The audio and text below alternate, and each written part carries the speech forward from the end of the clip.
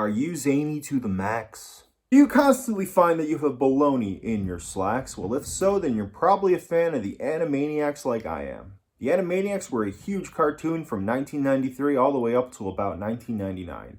And with that great success came quite a bit of video games, so we're going to talk about most of them that were released in North America. Plus, the Animaniacs are being rebooted, and that comes out like today.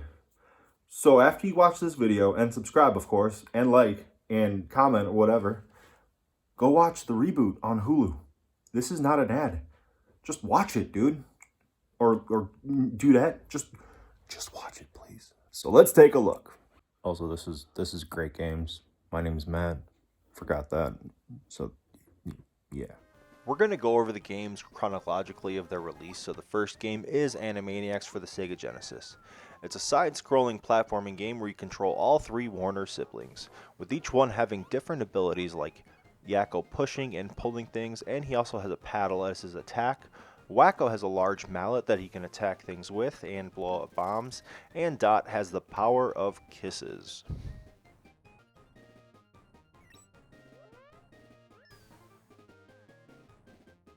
There are 4 main stages in this, and each one is like a parody of like a major movie type of franchise or style. So this one is going to be like Indiana Jones. I think this game does a wonderful job of capturing what made Animaniacs magical. Like here you can see one of the good feathers, and Dot does that and it reacts and he moves. So now you can jump on the platform there and move further through the level. And this level, quite obviously, I hope you can tell what it's based off of. It's Star Wars. But yeah, this game's really good. They do a lot of puzzle elements in this game too, with 3 different characters that you can control.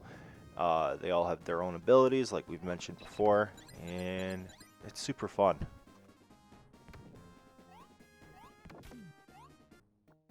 And this one is based off a Western. Yeah, so all these levels essentially kind of have their own boss fight, but it's all Ralph, the security guard guy. This is actually the beginning of the level, though, so I think he's like an ongoing boss throughout the level. And then you unlock a 5th stage where you face Pinky and the Brain. I believe that's the final boss for the game, which is kind of crazy to think that Pinky and the Brain are the bad guys in this game. And this one right here is based off the horror movie genre or slasher movie genre. But no match for Dot, even though kind of got hurt a little bit over there. But then Dot's going to kiss him, and he's going to be like, oh my god, hey. Plenty of other Animaniacs characters show up in this too. There's Mindy, and Buttons is going to show up here in a second too. But yeah, Konami knocked it out of the park for this game, I think. The next game on our list is Animaniacs on the Super Nintendo. This was released about a month after the Genesis version. There are plenty of little touches in this game that I appreciate, like Dr. Scratch and Sniff's reactions to the Warner siblings heading towards him. This is a little map overview, and you can move your characters around and travel to different levels.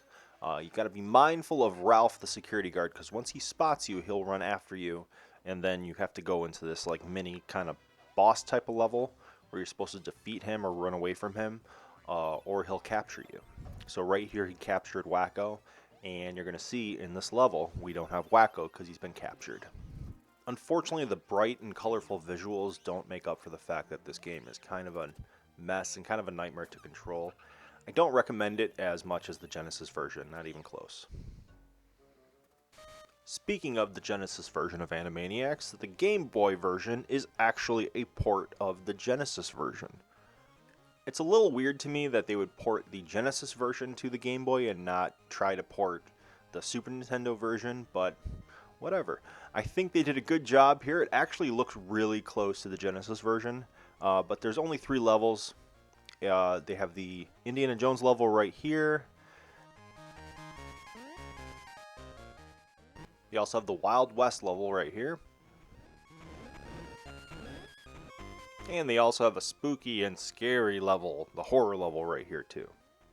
I think they did a really good job with this port. Like, it looks phenomenal for a Game Boy game, with only minor differences, like you can't see all 3 characters at the same time, but I still think it's worth your time. One thing that was always missing from the older Animaniacs games was no voice acting. And luckily with the PlayStation 10-pin Alley, there's voice acting. So let's take a listen. And it'll be in 3D. What's 3D? Digitally developed for dollars.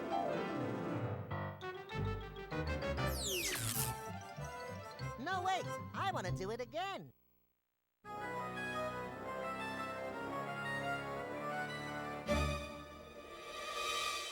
Pinky, are you pondering what I'm pondering? I think so, Brain. But this time, you get to feed the alligator. No, Pinky. Bowling, the sport of pharaohs. Here's our chance to take over the world! So if you love bowling and you love Animaniacs, this game is for you. You have all the crazy characters over here. You have Brain there twice for whatever reason, but it's a bowling game, so you bowl. That's what you do. There's not much special about this game. It's an Animaniacs bowling game. You bowl. There's some cool animations though when you hit a strike, and some pretty good voice acting, of course, from the original cast as well. So if that's your thing, I would recommend this game, but if you're looking for something a little more intense, this is probably not the game for you.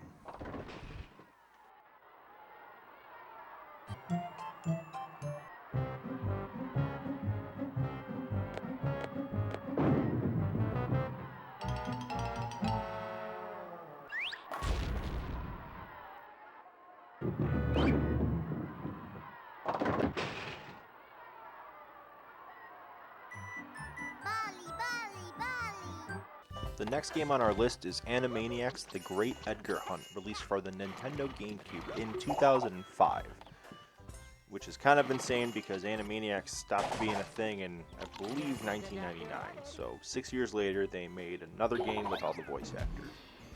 You play as all three of the Warner siblings in this game, but there's Pinky and the Brain, little mini games, little side things to do to get more of the Edgars, which are like Oscars. That's like your stars in this game, similar to Super Mario 64. We will use the world's strongest magnet to strip the shoes from every horse in the town and thereby monopolize the transport system.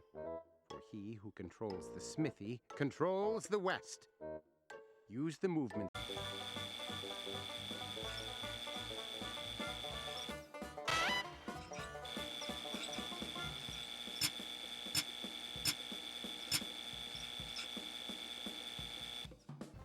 So it's your standard kind of the run-of-the-mill 3D platformer from the mid-2000s.